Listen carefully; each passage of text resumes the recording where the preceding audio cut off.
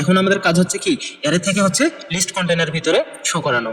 এটা করার জন্য আমরা কি করব, এখানে একটা ফাংশন ক্রিয়েট করব। ফাংশনের নাম দেব হচ্ছে রেন্ডার ফাংশন আমরা একটা ক্রিয়েট করলাম। আমরা চাচ্ছি কি, এই যে লিস্ট আইটেমের ভিতরে যে আইটেমগুলো থাকবে এগুলো হচ্ছে লিস্ট কন্টেনার ভিতরে শো করাইতে হবে আমাদের। এর জন্য আমরা কি করব, list items dot for each মেথডটাকে আমরা কল করব। এটা যেহেতু হায়ার অর্ডার ফাংশন সেহেতু এটার ভিতরে আরেকটা ফাংশন থাকবে, ফাংশন রান হবে।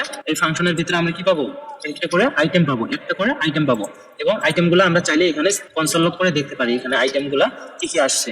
আমরা যদি এটা আগের কনসোল লগটা ডিলিট করি এবং পরেরটা রাখি, এবং এখানে আমাদের কল করতে অবশ্যই হবে রেন্ডার। যখন আমরা কল করলাম রেন্ডারকে কল করতাম তখন আমরা এই যে প্রথম যে আমাদের যে নিউ টেক্সট লেখাটা আছে এটা আমরা পাচ্ছি। এখন যদি আমরা কোনো কিছু এখানে লিখি, সে ধরেন হ্যালো লিখলাম, হ্যালো লেখার পরে যখন আমরা অ্যাড টেক্সট বাটনে ক্লিক করব তখন এটা কিন্তু আর এই অবজেক্ট থেকে দেখাচ্ছে না। কেন দেখাচ্ছে না?